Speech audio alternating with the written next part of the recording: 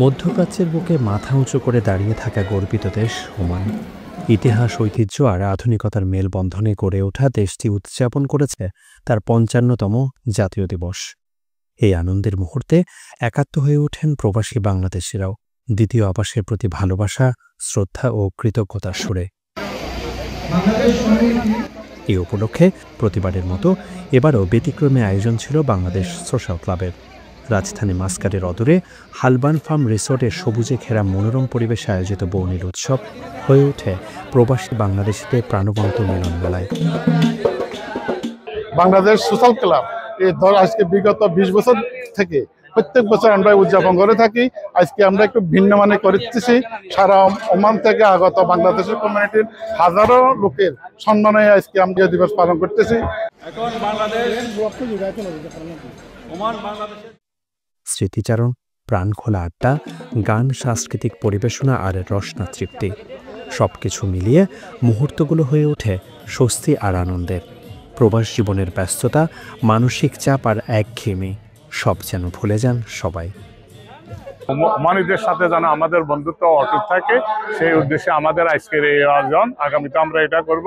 যারা উপস্থিত আছেন সবাইকে অংশগ্রহণ করার জন্য ধন্যবাদ। অনুষ্ঠানে ভিন্ন মাত্রা যোগ করে ওমানি ঐতিহ্যবাহী সাংস্কৃতিক দলের মনোমুগ্ধকর পরিবেশনা। ঐতিহ্যবাহী বাদ্যের তালে তালে নেচে ওঠে সময়, আর সেই সুরে মুগ্ধ হয়ে মিশে যান প্রবাসী বাংলাদেশিরাও।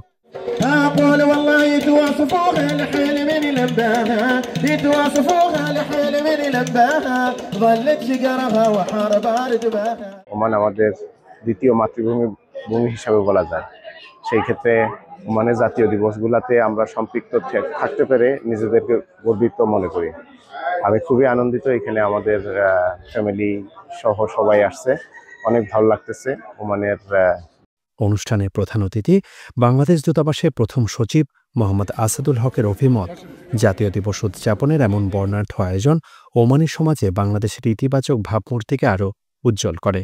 বাংলাদেশের সাথে ওমানের যে উত্তরোত্তর সমৃদ্ধির সম্পর্ক রয়েছে, তার মূল রাষ্ট্রদূত হচ্ছে বাংলাদেশের কমিউনিটির সদস্যবৃন্দ। তাদের শ্রমে ঘামে ওমানের যে উন্নয়নের যে অবদান রয়েছে, ওমানের মানুষের কাছে, ওমানের সমাজের কাছে আমাদের সম্পর্কে যে ইতিবাচক বার্তা এর মধ্যে যে পৌঁছে যাচ্ছে, তার ফলেই আমাদের সাথে বাংলাদেশের সাথে ওমানের সম্পর্কের উত্তরোত্তর সমৃদ্ধি এবং উন্নতি আমরা দেখতে পাচ্ছি। ফলে ওমানের জাতীয় দিবসে একজন বাংলাদেশি নাগরিক হিসাবে, বাংলাদেশের কমিউনিটির সদস্য হিসাবে আমি নিজেকে অত্যন্ত আনন্দিত এবং গর্বিত মনে করছি। বিশেষ অতিথিরাও আশাবাদ জানান, এই ধরনের আয়োজন দুই দেশের বন্ধুত্ব ও পারস্পরিক সহযোগিতাকে আরও ঘনিষ্ঠ করবে। প্রবাসে থেকে সে দেশের ন্যাশনাল ডে সেলিব্রেট করার মাঝে যে আনন্দ, এই আনন্দের মাঝে দুটি বিষয় বহন করে। একটি হচ্ছে আমাদের প্রবাসে থেকেও প্রবাসের দিবসগুলোকে সেলিব্রেট করা, পাশাপাশি প্রবাসের এই দিবসগুলোর মাধ্যমে সম্মান জানানো এবং দুই দেশের সম্পর্কের সেতুবন্ধন এটা আরও মজবুত হওয়া। সরকারের এ ধরনের আয়োজনের মাধ্যমে ওমানের সাথে বাংলাদেশের সম্পর্কের আরও দৃঢ়তা বৃদ্ধি পাবে। ৮ লাখ মানুষের এই কমিউনিটি এরকম এক আনন্দঘন মুহূর্তে উৎসব আয়োজন করে ওমানের যে ভ্রাতৃত্বপূর্ণ সম্পর্ক, বন্ধুত্বপূর্ণ সম্পর্ক, সেটাকে আরো সামনের দিকে এগিয়ে নিয়ে যাবে বলে আমি আশা করি।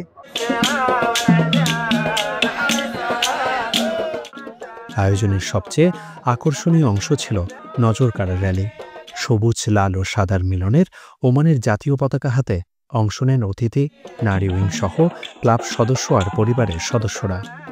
ওমানি শিল্পীদের সুর আর ঐতিহ্যবাহী বাদ্যের তালে তালে পুরো রিসোর্ট প্রদক্ষিণ করে আনন্দময় শোভাযাত্রা। ছড়িয়ে পড়ে উচ্ছ্বাস, সম্প্রীতি আর ভ্রাতৃত্ববোধ।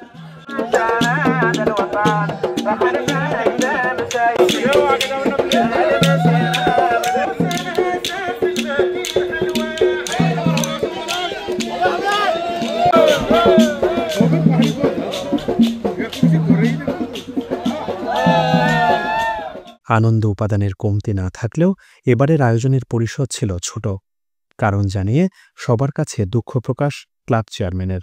সোশ্যাল ক্লাবের ইতিহাসের ভিতর মনে হয় এটা খুবই একটা ছোট অনুষ্ঠান। গত বছরও আমরা এই অনুষ্ঠান অনেক বড়সড় করে 3000 লোক নিয়ে উদযাপন করেছি, 3,500 লোক নিয়ে। এবছর আমাদের ফুটবল টুর্নামেন্ট চলতেছে প্রত্যেক সপ্তাহে। আর বিশেষ করে আমাদের এক্সিকিউটিভ কমিটির বেশ কয়েকজন লোক অসুস্থ থাকাতে আমাদের এই অনুষ্ঠানের পরিধি আমাদেরকে একটু ছোট করতে হয়েছে। আমরা অনেককে আজকের এখানে দাওয়াত করতে পারেনি, সম্পৃক্ত করতে পারেনি, আমি দুঃখিত। এমন অনেক আয়োজনের মাধ্যমে প্রবাসীদের দ্বিতীয় আবাস ওমানের প্রতি শ্রদ্ধা, ভালোবাসা ও কৃতজ্ঞতা প্রকাশ অব্যাহত থাকবে বলে জানান ক্লাব চেয়ারম্যান।